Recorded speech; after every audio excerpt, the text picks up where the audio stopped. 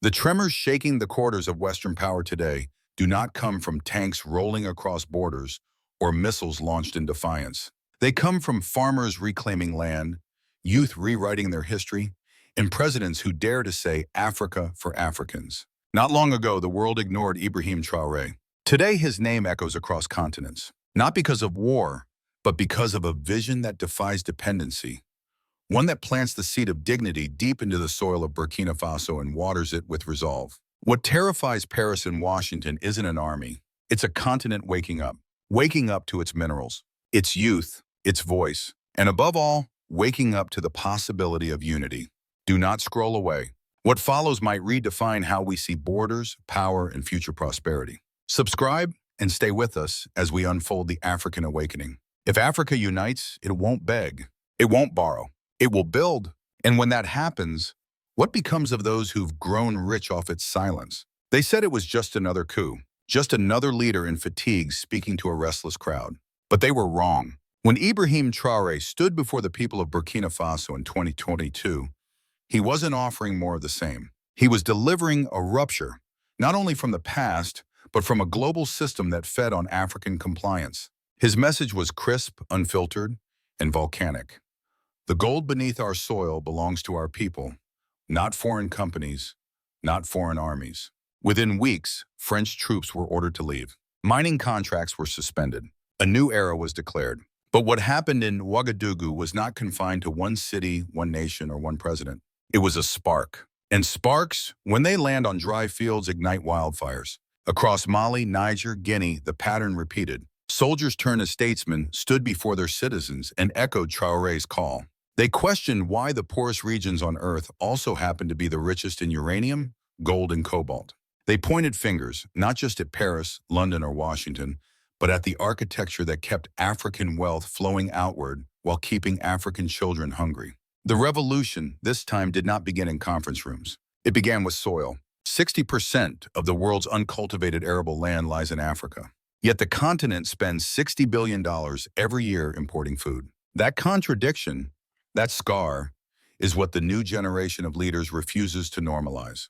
Traoré's policies may seem radical only to those who forget how Thomas Sankara, in just 4 years, achieved food self-sufficiency, launched mass literacy campaigns, and planted 10 million trees before being silenced. For the Burkinabe, these are not romantic memories. They are unfinished sentences. Traoré picks up the pen. He demanded that gold no longer be exported as raw dust to be refined in Europe. It would now be processed in Burkina Faso by Burkinabe hands. Schools and hospitals would be funded not by foreign aid, but by national wealth. To the West, this is dangerous. Not because it threatens violence, but because it threatens imitation. A road paved in Ouagadougou might be followed in Kinshasa, in Bissau, in Harare. And that is the nightmare of empire, when colonies no longer rebel in isolation, but organize in rhythm. Of course, the reaction came swiftly. Western media framed Traoré as young, erratic, possibly manipulated by Moscow. Never mind that his policies reflected demands long held by African civil society. Never mind that the flags waving in the streets were not Russian, but Burkinabe. The truth is harder to digest than propaganda. A leader with no Swiss bank account, no foreign backing, and no interest in keeping things as they were, had risen. And he was not alone. Across Africa, young people began to ask new questions. Why do we export cocoa and import chocolate? Why do we send raw cobalt to Asia only to buy back batteries at 10 times the price? Why do French soldiers patrol cities where they are no longer welcome? These are not academic debates. They are the foundations of a revolution, not of rifles, but of realignment. A revolution rooted not in ideology, but in dignity. As Traoré often says, we are not anti-West, we are pro-Africa. That statement is both shield and sword, protecting the movement from mischaracterization while striking at the heart of the issue. The real conflict isn't between Africa and the West. It is between the Africa that accepts extraction and the Africa that demands transformation. It is between those who see the continent as a mine and those who see it as a garden. It is between waiting and choosing. And the world is watching. Because what began as a speech in a dusty square in Burkina Faso is now a whisper growing louder across a continent. A whisper that says, we are done surviving. It's time to thrive. But what happens when a whisper becomes a roar? And that roar echoes beyond Africa's borders. History, when not erased, tends to repeat itself. In 1961, Patrice Lumumba declared that Congolese resources would no longer be the playground of Belgian interests. Within months, he was dead, assassinated with documented CIA and Belgian complicity. In 1987, Thomas Sankara was transforming Burkina Faso into a model of self-reliance, planting trees where there was desert, feeding millions without aid, refusing foreign debt. He too was silenced by bullets, in a plot that benefited foreign stakeholders and domestic collaborators alike. In 2011, Muammar Gaddafi proposed an African monetary fund and a gold-backed currency, economic tools that would challenge the Western-controlled IMF and World Bank. Weeks later, Libya was engulfed in NATO-led fire, its infrastructure shredded, its leader lynched, and its territory fractured. These were not coincidences. They were alarms, warnings to any African leader who dared to treat sovereignty as more than symbolic. So when Ibrahim Traoré started implementing policies that echoed Sankara, questioned foreign military presence like Gaddafi, and demanded ownership like Lumumba, the reaction from the West was swift and familiar. He was not described as visionary. He was not celebrated as young and reformist. No, he was branded a Russian proxy, a threat to stability, a dangerous populist. But this time something was different, because while the official narratives tried to paint him in shades of extremism, millions of African youth saw something else, a mirror. Social media lit up with images of Traoré walking through crowds, dressed not in tailored suits, but in fatigue stained with the dust of his land. He refused presidential luxury. He met with students, farmers, soldiers. His speeches, clipped and subtitled, spread faster than any press release. And the streets responded. In Ouagadougou, Niamey, Bamako, young people poured into public squares not to demand aid, but to defend sovereignty. They raised homemade signs reading, "France, go home, and Africa is not for sale." These were not anti-Western chants. They were pro-African declarations, expressions of a generation that had grown weary of the diplomatic theater and hungry for authentic leadership. In their eyes, Traoré was not just a president. He was proof that it was still possible to lead, to resist, to imagine differently. This is why the Western response has become more desperate, more strategic. Through think tanks, media outlets, and carefully framed headlines, a consistent narrative emerged. These leaders are unstable. Their supporters are misled. Their policies will lead to isolation, poverty, and chaos. Yet they ignored one stubborn fact: these governments enjoy broad popular support, particularly among youth who have known nothing but Western-backed regimes, IMF programs, foreign bases, and imported food. Regimes that delivered neither peace nor prosperity. The paradox is glaring. Leaders who loot and torture but sign trade deals favorable to the West are called stable. Leaders who redistribute wealth and demand dignity are labeled dangerous. And the people see through it. They remember how Mobutu Sese Seko ruled Congo for 32 years with unflinching Western support, looting his nation into ruin. They see how France continues to back authoritarian figures across Francophone Africa as long as the CFA franc system remains untouched. They observe the hypocrisy and reject it, because this new generation is not driven by nostalgia for empire. It is driven by the hunger for something that has always been denied: choice. Traoré's courage has made him a symbol, but symbols are dangerous. They inspire. They travel. In university classrooms from Nairobi to Dakar, students debate policy, not poetry. In WhatsApp groups, memes are mixed with manifestos. 1,000 Sankaras are awakening, not to sing, but to strategize. The emotional climax of this movement is not found in violence, but in clarity. Clarity that the real battle isn't East versus West. It's exploitation versus equity. It's subservience versus sovereignty. And what's happening now isn't a series of random uprisings. It's a collective refusal, a rejection of a system where Africa remains rich in soil, but poor in hope. So if the youth no longer believe the old stories, what new future are they willing to write, even at great cost? Revolution does not begin with violence. It begins with value. And when a country starts to value itself, its land, its people, its labor, the effects ripple far beyond the capital. In Burkina Faso, the expulsion of foreign troops and the renationalization of mining contracts weren't just headlines. They were lifelines. For the first time in decades, the question of who owns what beneath our feet became a matter of public policy, not private deals. Communities near mining zones began to see audits, Contracts that had favored multinationals for decades were torn up. In their place, new agreements prioritized local processing, community profit sharing, and environmental accountability. And while global analysts warned of economic instability, farmers in the Sahel reported something more concrete: dignity. Food programs shifted.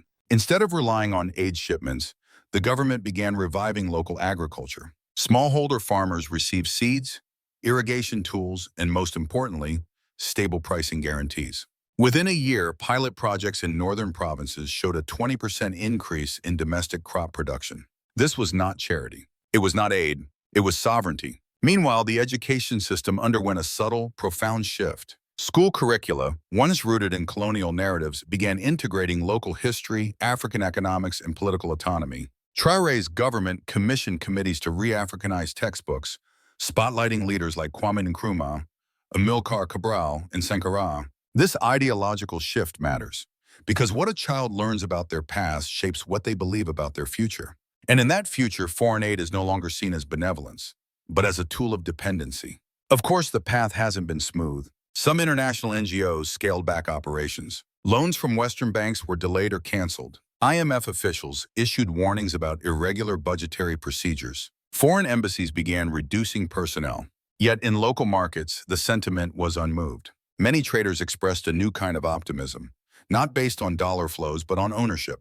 Burkina Faso's experiment is still young, but its impact is already visible across the region. In Niger, following the military-led transition, authorities began renegotiating uranium contracts, asking why a country with such vital energy resources still faces frequent blackouts. In Mali, gold export agreements were re-examined. New fiscal policies redirected a portion of mining revenue into community infrastructure. In each case, the question being asked was the same: who benefits when Africa exports raw and imports finished?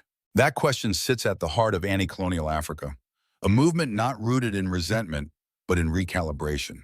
Unlike 20th century anti-colonialism, driven by flags and independence days, today's wave is focused on value chains, debt structures, and legal jurisdiction. It does not seek revenge. It seeks rebalancing, and that terrifies the global establishment. Because economic self-determination undermines the very levers of control that replace direct colonialism. Conditional loans, intellectual property monopolies, unfavorable trade terms in the brain drain of African youth. And that no is backed by public approval, particularly among those under 30, the demographic majority. The short-term costs are real. Foreign investment has slowed. Some development projects are stalled, but the long-term dividends could be revolutionary. Imagine an Africa where raw materials are transformed into final products on African soil, where African children study African science in African languages, funded by African taxes, where the profits from cobalt, cocoa, and coffee circulate within communities instead of vanishing offshore. This isn't utopia. It's structural adjustment on Africa's terms. As Burkina Faso pushes forward, the continent watches. Some leaders resist the trend, fearing international backlash or elite disruption. Others hesitate, unsure whether their people are ready. But one truth is becoming harder to deny. The cost of sovereignty may be high, but the cost of submission is infinite.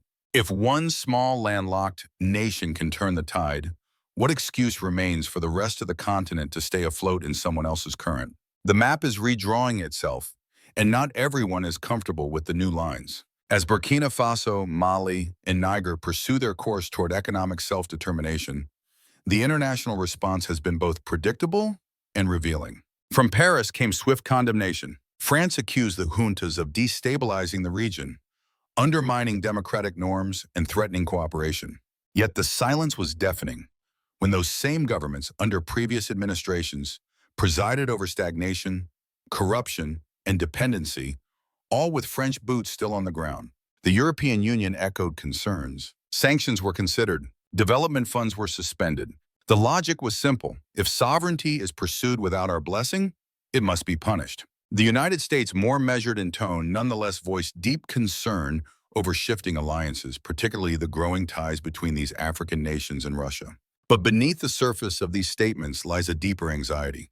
Control is slipping, not because of war, not because of anti-Western rhetoric, but because of choice. And that is what makes African sovereignty so powerful and so dangerous to the existing order. It reframes the debate from Which side are you on? To whose interest do you serve?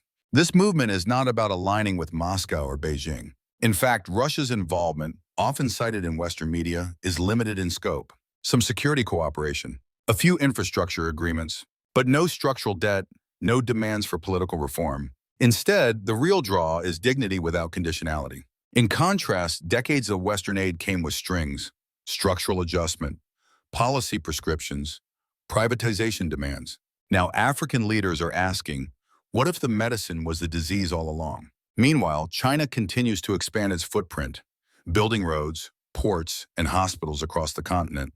Critics warn of debt traps, but supporters point to bridges that actually exist, not promises in PowerPoint slides. Elsewhere, Turkey, Brazil, and India deepen ties, creating a multipolar web of partnerships that bypass the traditional gatekeepers of global finance. And what of African institutions? The African Union, though often slow, has begun recalibrating its stance, reflecting growing pressure from member states demanding a stronger voice. ECOWAS, once a reliable proxy for Western policy, now finds itself torn between enforcing orthodoxy and acknowledging public sentiment. But perhaps the most powerful international shift is not in offices or embassies, but in perception.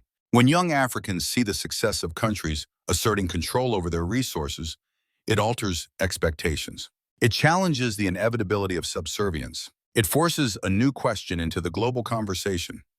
What if Africa doesn't need saving, just space to grow? If the world truly supports development, why does it tremble when Africa begins to define that word for itself? No revolution is complete without a road forward. And in Africa's case, that road is already being paved, not with slogans, but with systems. At the heart of this emerging pathway lies the African Continental Free Trade Area, AfCFTA, a sleeping giant now stirring. Once seen as a paper agreement, it is slowly transforming into the framework for continental integration. When fully operational, it will unite 54 nations into the world's largest free trade zone by number of members. Its potential is staggering. Boost intra-African trade by over 50%. Reduce dependence on foreign imports. Strengthen regional value chains. Build resilience against global market shocks. But beyond trade, something deeper is happening. A pan-African consciousness is forming, driven not by diplomats, but by developers, designers, and digital natives. Across cities like Lagos, Nairobi, Accra, young Africans are founding tech startups, launching renewable energy firms, and building digital payment systems tailored to their environments. They are not waiting for permission. They are building the future with what they have. Mobile banking now reaches more people than traditional banks ever did. Renewable energy is powering off-grid villages that were once ignored. Online education is breaking linguistic and national boundaries. And these innovations are not borrowed. They are built in Africa for Africa. But for this momentum to become a movement, policy must align with potential. That means governments prioritizing infrastructure over image, youth employment over foreign praise, and local ownership over global applause. It means insisting on technology transfer, local processing, and education systems that prepare citizens for African industries, not foreign dreams. This is where leaders like Ibrahim Traoré matter, not as saints, not as saviors, but as signposts, proving that political will is not a myth, that sovereignty is not a relic, that transformation is not abstract, yet challenges remain. Elites who benefit from the old system resist change. External actors still hold levers of influence, and time is limited because demographic growth without economic reform is a recipe for unrest. Still, the direction is set, a future where Africa is not the last link in a global supply chain, but the starting point, where African children see cocoa not as export, but as opportunity, where minerals are not cursed wealth, but tools for shared prosperity, where the map of the world no longer shows Africa as margin, but as center. This is the road, uneven, uphill, and urgent. But if this road leads to the harvest Africa has long deserved, who dares to block the path, and who will help carry the weight? What began with flags and anthems in the 20th century is being finished now, with contracts, policies, and consciousness. The first wave of independence gave Africa its borders, its presidents, its parliaments. But it did not give Africa its wealth. That remained exported, like its minerals, like its people. Today, a new generation stands where the old one stopped and dares to ask the unfinished question. What is independence without ownership? This is the soul of anti-colonial Africa. Not anger, not nostalgia, but the clear-eyed determination to turn potential into prosperity for Africans by Africans. In this fight, the weapons are not rifles, but reforms. The battlefields are not jungles, but boardrooms and classrooms. And the prize is not conquest, but control. Control over what is grown, mined, processed, built. Control over how children are taught and how nations are taxed. Control over narratives, currencies, futures. It is African sovereignty, not as theory, but as economic structure, cultural pride, and policy backbone. Of course, resistance will come. Those who have benefited from the old arrangements will not step aside quietly. Propaganda will grow louder. Sanctions may follow. Division will be sown. But the current can no longer be reversed. Not when the youth know their value. Not when the soil has begun to speak. And so the question now shifts. Not if Africa will unite, but how soon. Not if African leaders will rise, but whether the people will stand with them long enough to weather the storm. Anti-colonial Africa is no longer a movement in the margins. It is the heartbeat of the continent's future, a heartbeat that pulses from Bamako to Brazzaville, from Accra to Addis. And it needs you. If this story resonates with your sense of justice, do not look away. Like, comment, share, subscribe, walk with us. The harvest depends on how many choose to plant.